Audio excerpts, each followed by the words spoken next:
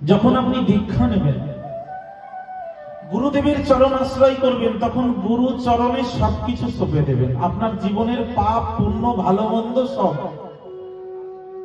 গুরুদেব কি করবেন? গুরুদেব আপনাকে দীক্ষার দ্বারা নতুন জন্ম দেবেন।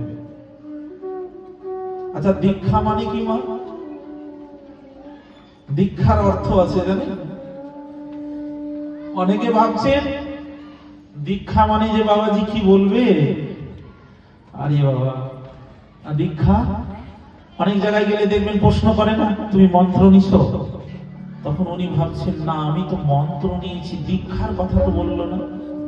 আবার কেউ জিজ্ঞাসা করে, কোনো কোনো এলাকায় এক একটা নাম আছে, তুমি মন্ত্র নিছো? মন্ত্র মানে দীক্ষা নিয়েছি, মন্ত্র আবার কি বললো রে বাবা? কেউ আবার বলে তুমি নাম নিছো, মানে নাম নিয়েছো? তখন আপনি মনে মনে করছেন যে আমি তো দীক্ষা নিয়েছি, আবার বলছে নামের কথা, নাম আবার কি? কেউ বলে নাম নিয়েছো, কেউ বলে মন্ত্র নিয়েছো, কেউ বলে দীক্ষা নিয়েছো, কেউ বলে গুরু মন্ত্র নিয়েছো, কেউ বলে গুরুকরণ করেছো, অনেক ভাষা, কিন্তু অর্থ একটাই, দীক্ষা। এখন দীক্ষার মানে কি?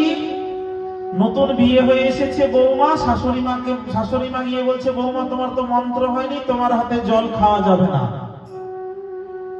অনেক মায়েরা গল্প করে, বাবা বিয়ের ছলনাতেই আমার শ্বশুর শাশুড়ি দীক্ষা দিয়েছে। আচ্ছা মা, দীক্ষা যে দিয়েছিল মনে আছে?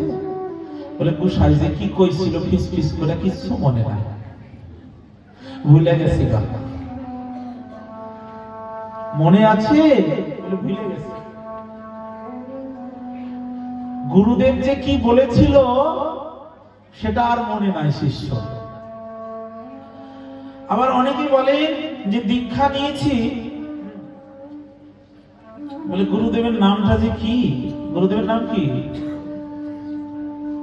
কি যেন গুরুদেবের নাম?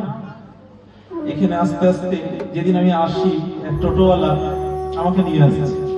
উনি আমাকে দেখে তো অনেক প্রশ্ন জিজ্ঞাসা করে। যাই হোক, এটা আমাদের সয়ে গেছে। আমরা গেলে যে কোনো জায়গায় মানুষ ভাবে অন্য গ্রহ থেকে লোক এসেছে। মালা তিলক পড়া দেখলে কি ভাবে জানেন? অনেকে বলে অন্য গ্রহের লোক এসেছে, তাকিয়েই থাকে। কেউ কিছু সাহস করে জিজ্ঞাসা করে, এগুলো আমাদের সয়ে গেছে।